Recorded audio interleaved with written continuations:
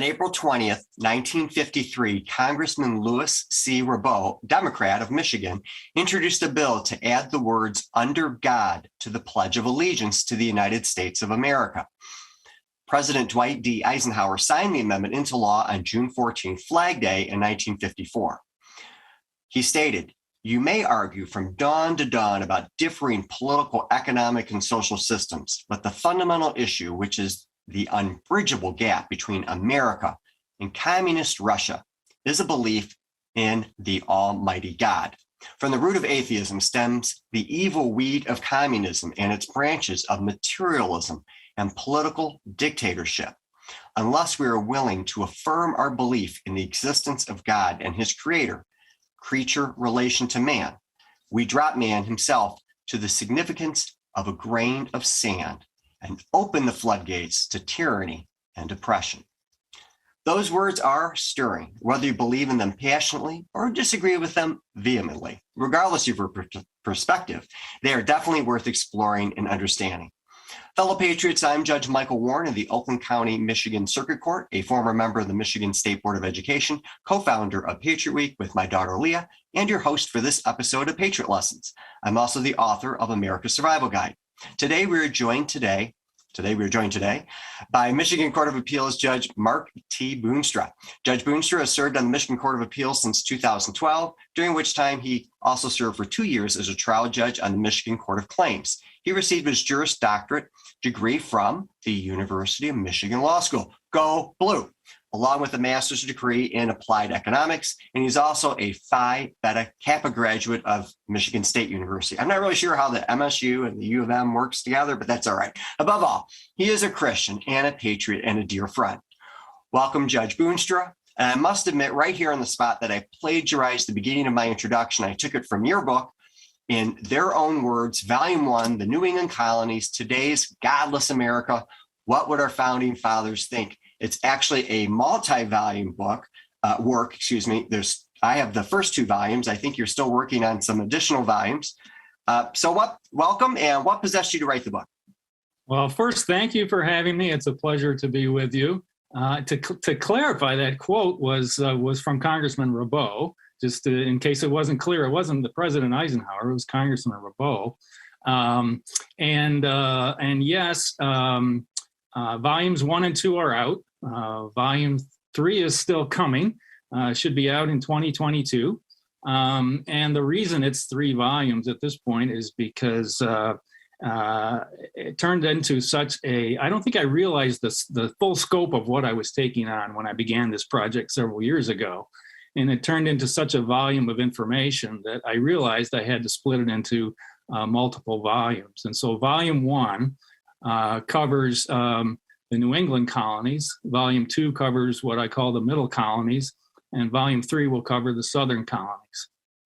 And what I've done is I have taken each of the 118 signers of one or more of our founding documents, the Declaration of Independence, the Articles of Confederation, and the United States Constitution. And as you know, some people sign more than one. 2 people signed all 3, but there were 118 people who signed at least one of those 3 founding documents. And what possessed me to write the book? I got to tell you, I for many years, as I expect is true with you as well, was simply frustrated and concerned for our country and about the fact that, in my judgment, our country had strayed so far from the country it was founded to be, the country that our founding fathers gave to us. And you could write volumes about all of the ways in which we've strayed from the country they envisioned for us. And I don't go into all those in the book. That's really not what the book is about, but look at the expanding scope of our government, the exploding bureaucracy, the increasing Orwellianism that we have in our society today, the loss of free speech. You could go on and on and on and on. But all of that troubled me for many years. And as I thought about it over time and as it kind of crystallized in my own mind, I came to the conclusion in my own mind that there was ultimately one fundamental, underlying, overriding reason for all of that, and that is that we've lost God. And the fact is, God was central to the founding of this country. A fervent belief in a creator and in his providence and in his guidance for our country was the very essence and foundation of our founders' founding of this country. And we have moved further and further and further away from that over time. And I just became convinced that the increasing movement toward secularism in this country was destroying what it was intended to be, and that we were no longer the country, not only of my own youth, but certainly of the country that our founders gave to us. And my concern for my kids, my grandkids, is whether that is the country we want our kids growing up in. Well, that's very admirable. Let me ask you this, because I just want to make sure our viewers understand. You talked about the 118 signers of the Declaration, the Articles of Confederation, the Constitution, and certainly our foundational document. Most people forget about the Articles of Confederation, by the way. Right. But what is it that you're quoting from those 118 people? Is it so speeches, books, pamphlets, and then what's the subject matter? It must be God. It is. And all right. So what I've done is I have researched each of those 118 people and crafted a biography on each of them. There's a chapter for each with a biography. It's a relatively short biography, could be 2 to 20 pages long, and it includes all of the things you would expect in a biography in terms of offices they held and achievements that they had and that sort of thing. But really, the focus of the biography is their religious life, where they came from in terms of a religious background, sometimes a family background. You'd be amazed, well, maybe you wouldn't, you may know this, but how many of our founding fathers had an extensive clerical lineage in their family history. And that helped to frame who they were as people and what they believed. And so I've crafted a biography to try to help educate people about who these men were, primarily from a religious perspective and what they believed. And then I have followed up each of those biographies with a series of quotations from that particular founder. And yes, it could be from a speech, a diary entry, a letter, a proclamation, all sorts of things. But they're quotations, again, on issues of religion and their view of religion's place in our society. So the point really was, I have my own view of religion's place in our society and the importance of God in our society, but my point was not to convince people that my view is correct. My objective was to inform people, more than to persuade them, to inform them, to give them factual, truthful information about our founding fathers and who they were from a religious perspective. And the best way to do that, in my judgment, is not to tell them what I think about the founder, but to show them in their own words, hence the title of the book, In Their Own Words. And so I've tried to provide information, both biographically and in the founder's own words, about religion and its place in our society and their beliefs about that as they founded this country. And then I take it one step further in each chapter, and I give an example of something from modern day America in the last few years. And then I pose the question for the reader to ponder and think about and answer for themselves. What would that founder think of where we are today? What would John Adams think of this after you see what John Adams actually said and who he was? And just to give a couple examples from the book, there's an example, and this is after I believe Samuel Adams in his chapter. They have an example from, from John Adams from California, I believe, where a mom put a note in her child's lunch every day, take to school, and she'd have a note in his lunch and a Bible verse and a note explaining what the Bible verse meant. And the kid liked it so much, he shared it with his friends, and his friends liked it so much that they asked for copies. And before you know it, the school found out, and they, of course, clamped down and said, "Oh, you can't do that on school property." So the parents said, "Okay, we won't." And the child after that only did it off school grounds. And then the school said, "Well, you can't do that either. You can't share them at all. So that's banned completely." And so the parents again complied, but the school nonetheless had to take it a step further and essentially threaten them under the force of law by sending the sheriff to their home to make sure they understood their son could not share Bible verses or a note that explained the Bible verse to any child. Preposterous. It is amazingly preposterous. So what would John Adams think about that? Well, that's where you're headed with this. Yeah, but you know what? I'm not going to answer that, because that's sort of my premise here, right? Is I know what I think he would think of that, right? But I think people ought to think about that. I think they ought to study each one of these people and learn for themselves, educate yourself, right? Learn for themselves who these people were, see what they said, and then see where we are today. Okay, people know this. In their gut, they know this, and they know the answer to that, but I'd really like them to reach that conclusion on their own. I'd like to push back on you a little bit, because you said people know this. I'll give you an example. I was on, I heard Mitch Albom, who I really love. I think he's bright, very creative, is an awesome writer. And I listened to his radio program quite a bit. And he was talking about how the founding fathers were not religious. So I called them up, and they put me on the show, and I said, "Mitch, you're wrong. They were all religious. There may be a deist here or there, but they all believed in an almighty God." And he would not accept it. And so I think there is a great myth out there that the founding generation not only believed in the separation of church and state, which is a phrase that doesn't appear in the Constitution, of course, but that most of them really weren't religious. So I'm assuming your response to this is going to be read the book.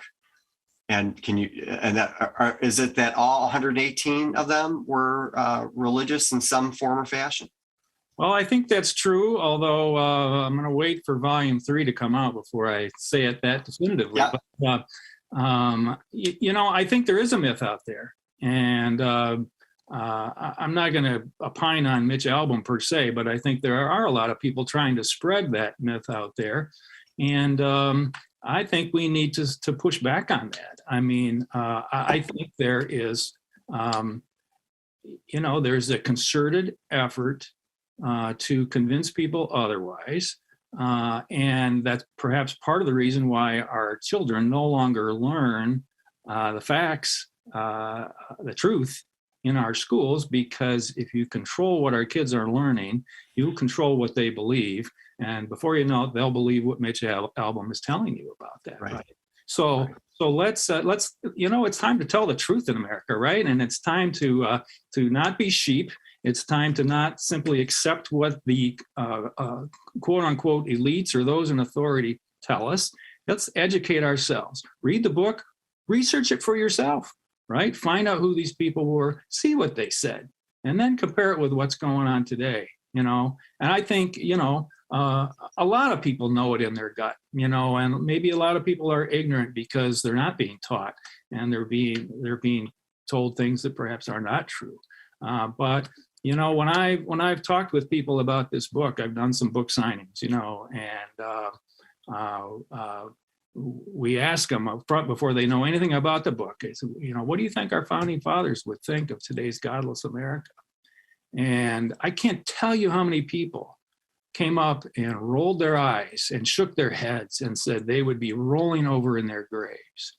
And I would open up volume 1 dust jacket, and the first line is, "Our founding fathers must be rolling over in their graves." A lot of people know this, right? But more and more of us need to educate ourselves and really think about this for ourselves. All right, so I'll play the devil's advocate here for a minute. There is clearly a segment of our population that believes that the founding fathers were patriarchal, racist, slave-owning, oppressive men, and therefore we shouldn't give them any credence whatsoever. So your entire thesis is that there's 118 of these founding fathers that we should really care about what their opinion is. What's your reaction to those that say no, we shouldn't care? Because of the sins of the past, any opinions they have are not worthy of consideration.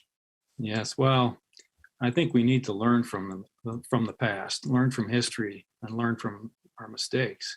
I'm not saying these men were perfect. I'm not saying they weren't sinners. We're all sinners. And some of them were slaveholders. Certainly not all of them. Some, obviously in the South, were. Some of them, were slaveholders and yet abhorred or came to abhor slavery, and yet, maybe didn't free all of their slaves during their lifetime.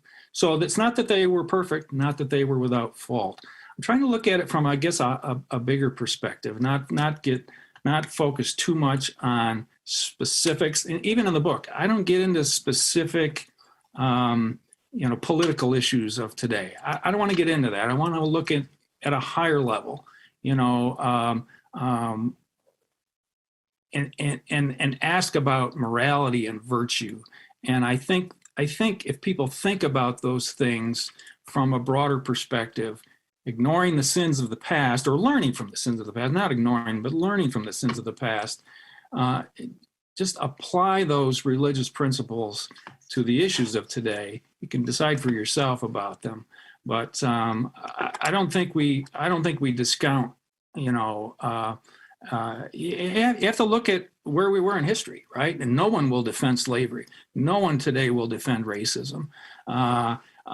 Sadly, it was part of the culture at the time, not just here in America. It came from elsewhere, and slavery existed elsewhere, and we were the ones who overcame it. So let's learn from that, but let's take the bigger lessons about the importance of God and religion and the founding of our country, and perhaps apply them better in the future than maybe what some of the people did in the past.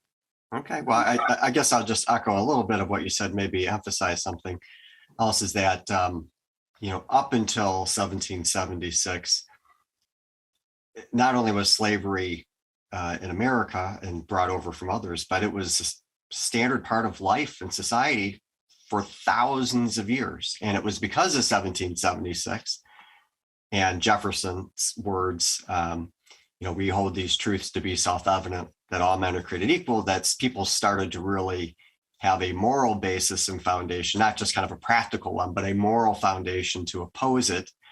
And sure, it's been a tremendously difficult struggle, but for that generation, we could very well still have slaves today.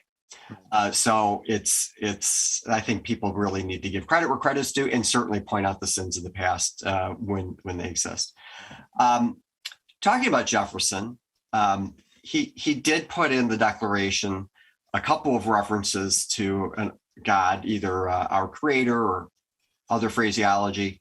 The Congress added a couple more, so the Declaration has 4, but he's often portrayed as a deist. Now, I guess this is the Southern volume, so maybe I'm jumping ahead a little bit and you can't answer the question, but what is your thought on this idea that they're a deist, and what does that even mean, and does it matter? I mean, do they still believe in a God if they're deist? And yeah, what's your commentary on that? Yeah, that's a great question. And I think even what a deist means is not all that clear, right? Or may mean different things to different people. I think I will, in terms of the specifics on Jefferson, I will defer, because that will come out in volume 3, and I don't want to get ahead of myself. You're taking it under advisement. I'll take it under volume. I will say a couple of things, though. And I reference in the very first chapter of volume one is John Adams. And as you know, Adams and Jefferson had a really complicated relationship, right? I mean, Jefferson ousted Adams, as I recall, in 1780, I believe it was. And they had a very difficult... The election of 1800. I'm sorry, 1800. Yeah. Yes, of course. Thank you. Had a very difficult and contentious relationship over the years. They mended that in their later years. Had a series of letters, became friends again. And one of the points I make in John Adams' chapter is that when Abigail Adams passed away, that was the time when Adams and Jefferson were exchanging this correspondence, and they'd sort of together found some consolation in their mutual belief in God at the time of Abigail's death. One other thing I would say about the deists, not related to Jefferson, but it's often also said about Benjamin Franklin that he was a deist. And now Franklin's in volume 2, which includes Pennsylvania, and he was an absolutely fascinating person. Originally destined for the ministry, as so many of these founders were. His father, I think, had 15 children, and Franklin was the youngest son of the youngest son for 5 generations. And it turns out his father really couldn't afford to educate all those kids in the fashion he might like. So Franklin only had 2 years of education, but he achieved so much. But among the things that he did is, he wrote a list of virtues while on a voyage to Europe when he was very young, one of which was imitate Jesus and Socrates. He also, there were times when he's back in Philadelphia, and he at times attended the First Presbyterian Church of Philadelphia, but he wasn't always enamored with the particular minister who was preaching at that time and didn't always attend regularly. But what he did do is he wrote his own liturgy, and it's in the book. And so when he wasn't attending church in his own right, for whatever reason, he was following his own liturgy. He was a very religious man. It's true, when he was about 18 years old, and we're all a little foolish in our youth, he said he was a deist. And what he said he meant by that was that, well, if God created everything, everything must be good. It wasn't a disbelief in God. It was somehow, I'm not even going to try to explain it. It was a belief that everything must be good because God created everything. But an older and wiser Franklin, we also all become a little wiser maybe as we get older, declared that to be one of the great errata of his life, to have declared himself to be a deist. So these were God-fearing men. Very interesting. So give us a snippet from the book. I quoted a little bit from the introduction, but give us a good quote or two to entice the viewers here to perhaps plunk down some hard-coded cash and buy the book. So I'll give you one from each volume, and I'll take them right off of the dust jacket inside cover on the back. So from volume 1, which covers Massachusetts, New Hampshire, Connecticut, Delaware, and Rhode Island, let's take Samuel Adams. He was one of the most fervent revolutionaries of all. John Adams' older second cousin, and bore some monikers like Father of Democracy, Firebrand of the Revolution, along with Sammy the Maltster, since his family was in the brewing business, which he failed at. But one of the things he said, and there are a number of quotes from him in volume 1, but one of the things he said that I think is really poignant for today as we look around and see our liberties disappearing kind of one after another.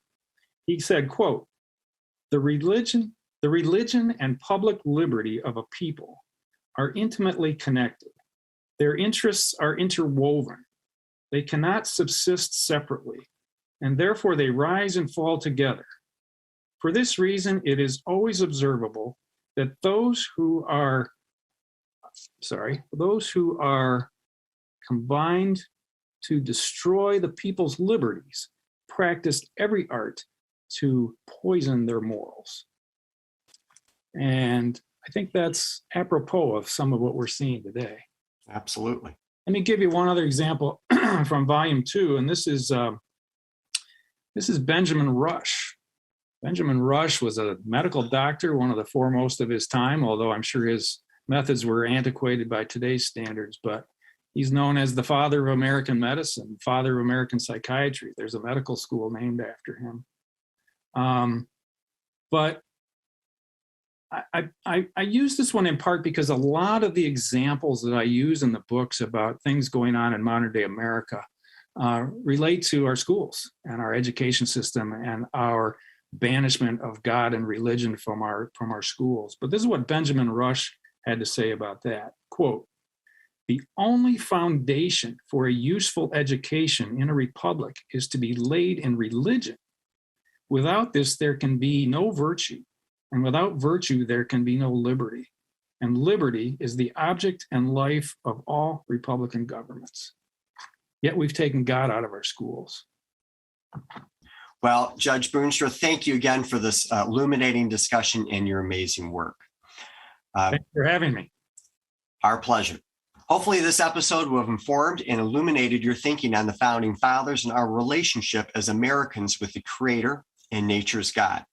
We hold these truths to be self-evident, that all men are created equal, that they're endowed by their Creator with certain unalienable rights, that among these are life, liberty, and the pursuit of happiness, and that to secure these rights, governments are instituted among men, deriving their just powers from the consent of the governed.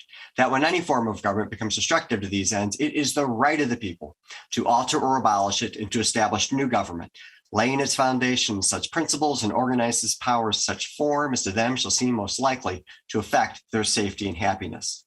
Those words in the Declaration of Independence were revolutionary in 1776, and they remain revolutionary today. We based our nation on the founding first principles of the rule of law, unalienable rights, limited government, the social compact equality, and the right to alter or abolish an oppressive government. Those first principles became embedded in our Constitution.